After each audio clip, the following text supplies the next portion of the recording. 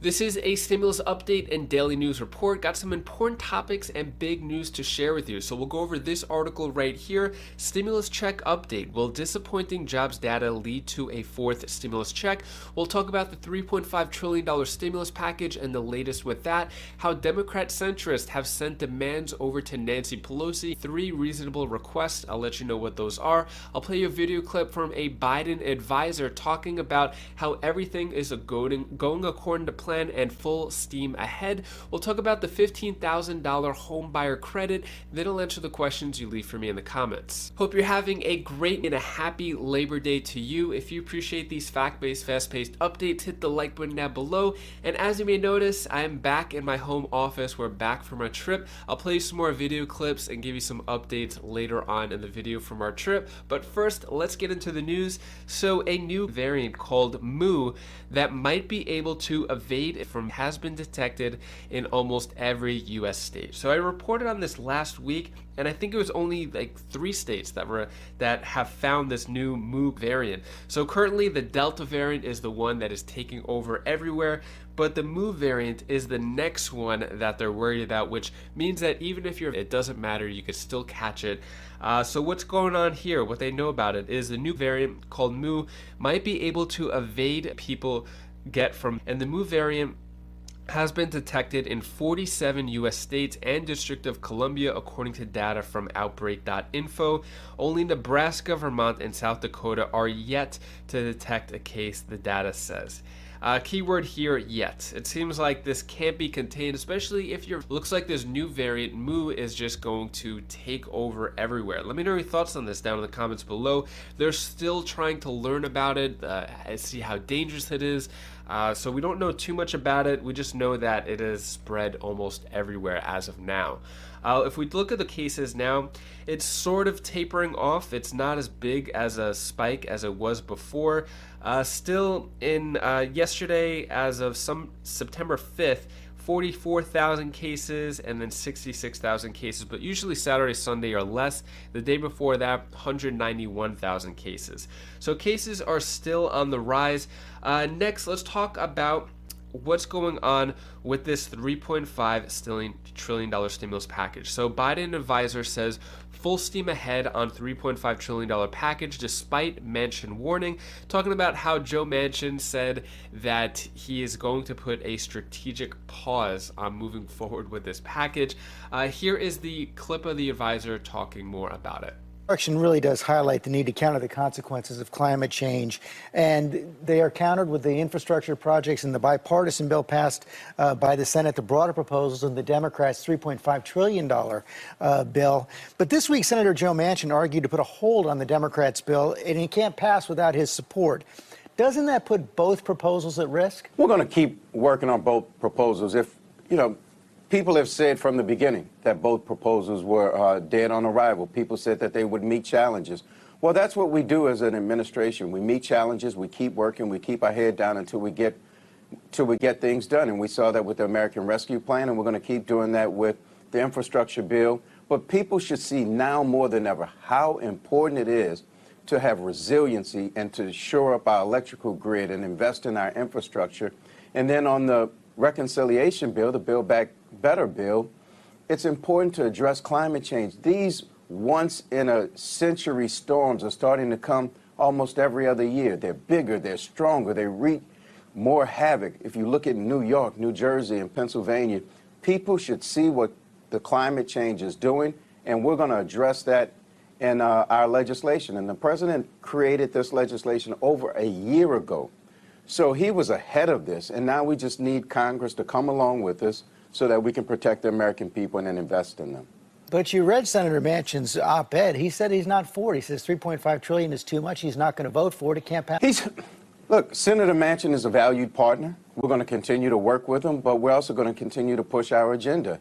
And part of this, George, is just the sausage-making process, and it just happens. And this is happening in public view, but it's not abnormal for this to happen in the legislative process, and we're still full steam ahead on trying to get our legislation passed. Isn't it also going to be harder for the president to get this passed now that he's got a majority disapproving, according to our latest poll, of the job he's doing as president? No, I don't think so. I think what really will happen is people will start to realize what we need, the challenges that we're facing. We have to really take an assessment of what the American people are dealing with right now. They're dealing with the Delta variant. They're dealing with Hurricane Ida. They're dealing with a number of things, and we're meeting the challenges, and I think people appreciate that. Does it always bear out in poll numbers?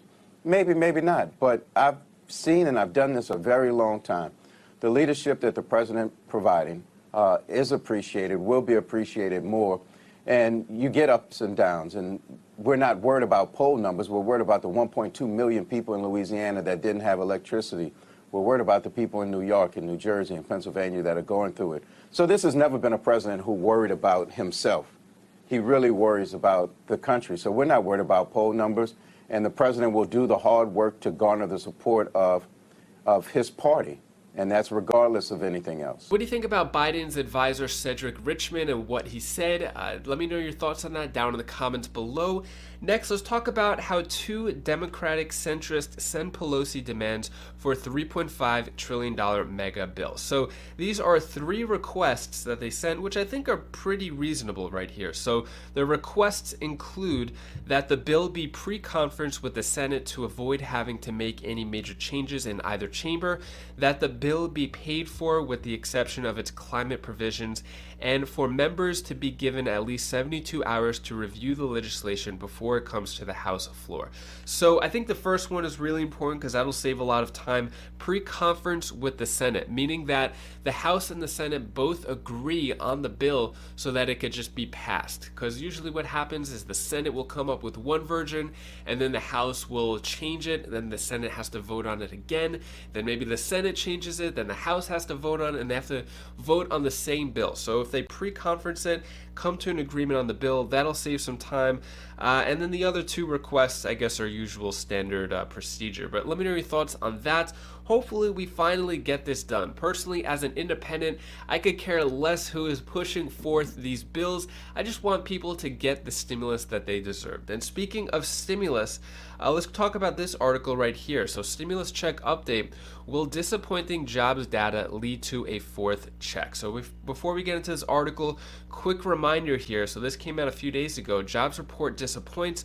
Only 235,000 positions added versus expectations of 720,000. So for the month of August, there was only 235,000 jobs added, which was kind of a big alarm for a lot of economists, especially since they thought it was going to be around 700,000.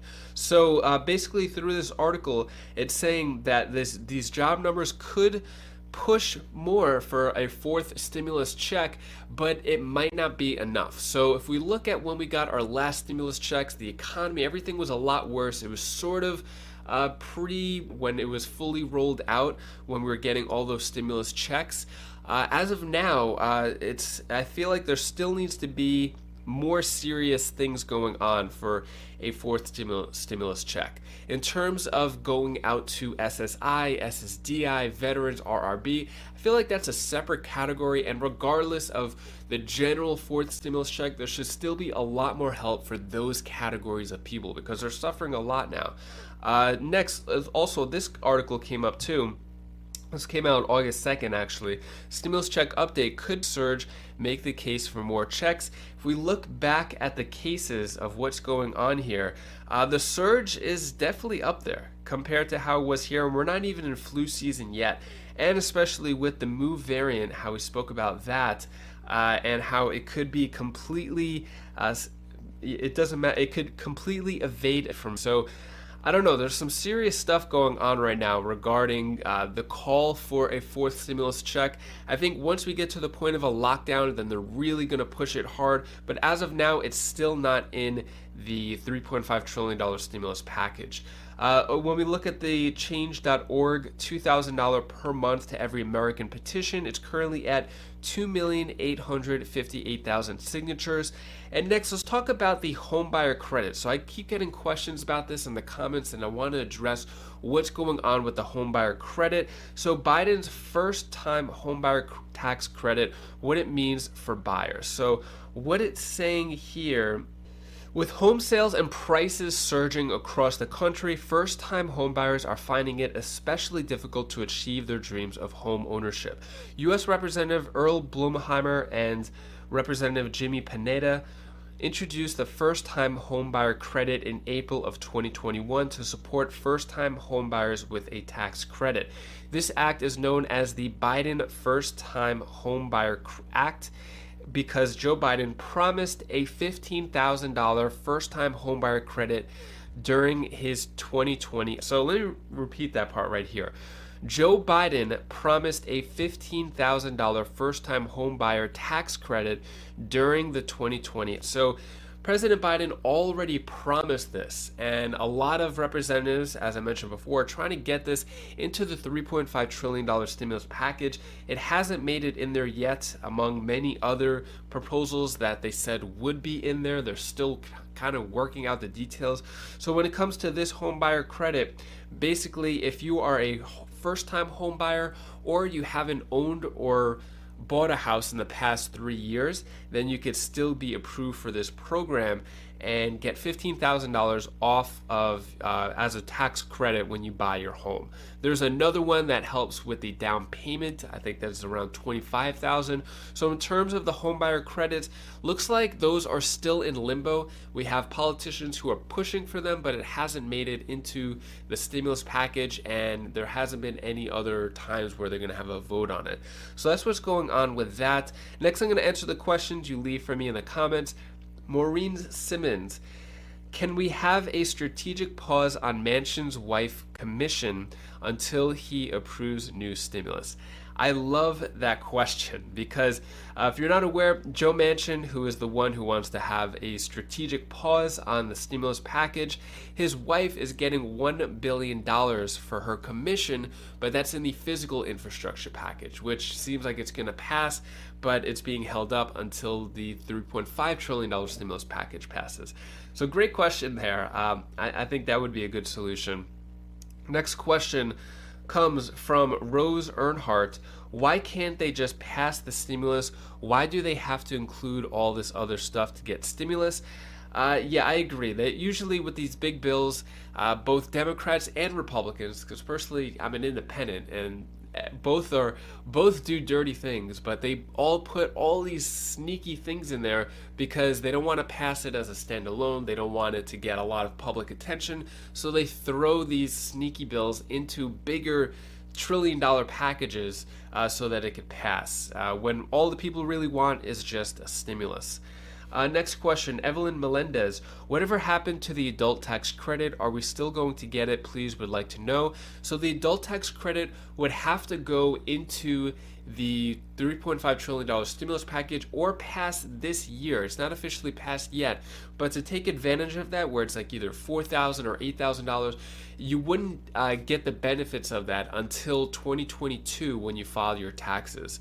So hopefully they could pass that before 2022. This way everyone could get that $4,000 to $8,000 adult tax credit or earned income tax credit, which is also another word for it. Anyways, that is all the stimulus news I have for you today. To hopefully cheer you up a bit, here's my daughter Bella's tip of the day. I want to tell you something what you should always do. So when you want to do something, do it. Like if you want to go out in outer space, do it. If you want to say something, do it. Say whatever you want and do whatever you want. And make it excitement. Bye. Thank you so much for watching. So we are back in South Carolina, back home. So we went on a trip to Florida and Georgia for a few days in each state. and we tried to make it the most memorable birthday for our daughter Bella as possible. So she turned 8 years old on August 28th, and we wanted to do a bunch of fun things. So we took her to a hotel by the river, and she did some sailing, she did some stand-up paddleboarding, she did the trapeze.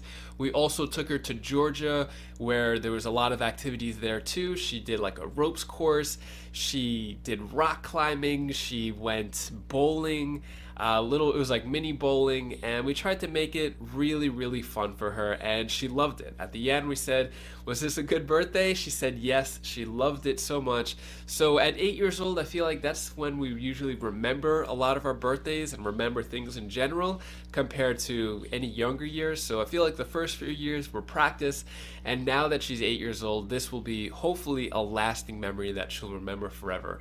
And if not, at least we have the pictures. Anyways, if you want to check out any of my other videos, you could click up here for my other channels or down here for more stimulus updates, and I'll see you in the next video. Take care, be safe, thank you for watching. Be safe, thank you for watching. Be safe.